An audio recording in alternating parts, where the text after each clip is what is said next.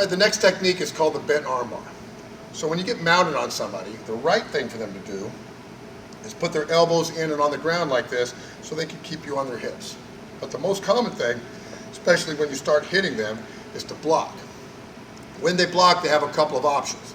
They can block like this, where their arms are parallel with their spine, or they can block like this, where their arms are perpendicular to their spine, or some method in between.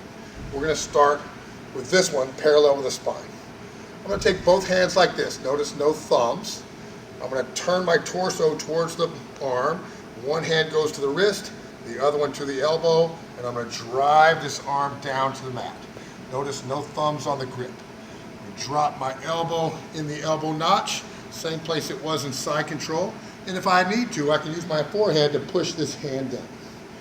Once I'm there, I'm going to take this hand and go under his elbow with it, grab my own wrist. I'm going to make both strong grips here. So if this is a weak grip, this is a strong grip, right? So strong grips. Now notice this hand, those fingers kind of look like a paintbrush. So I'm going to drag that paintbrush along the ground at the same time that I raise this elbow. Notice you can do either one of them independently and it doesn't do anything. But if you do them both together, it's going to rip all the tendons and ligaments out of that shoulder joint. Now the key here is to imagine the weakness. If you place your hands next to your ears like this, you can bring your elbows forward, it's no problem. So if you're up here trying to get it, it doesn't hurt it. But if you drag them down to parallel with your shoulders or below, as long as you keep that hand on the ground, this elbow can't come this way without tearing everything. So you push it down, elbow in the elbow notch, drag it down. Now it's in a compromised position. Now it will start to tear very easily. Remember also that this really will tear your shoulder out. So you want to make sure you go nice and easy on your training partner so you don't hurt him. And he's going to tap on me.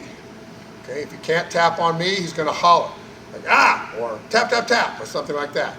And anytime you're grappling, if your opponent or your training partner hollers, you're going to stop because you don't know if they're getting hurt or not. So err on the side of safety. When you're in side control, the advantage of having your elbow on the far side of the head like this is almost every person you fight is going to have their arm out here. So if it's out here and he doesn't know what to do with it, you're just going to take the hand closest to the legs, feed it to the other hand with a thumbless grip here, dig underneath the elbow just like you did before, dragging and lifting. Remember to lean on this elbow so you can use torque in order to get it instead of just the power of your arms. Now, the key to this for the bottom person is not to have your arm hanging out here. So where it belongs is underneath his shoulder like this, like reaching back so you're holding onto his scapula. But you can't get it there after you get to this position. You got to think about it when they're passing the guard. So,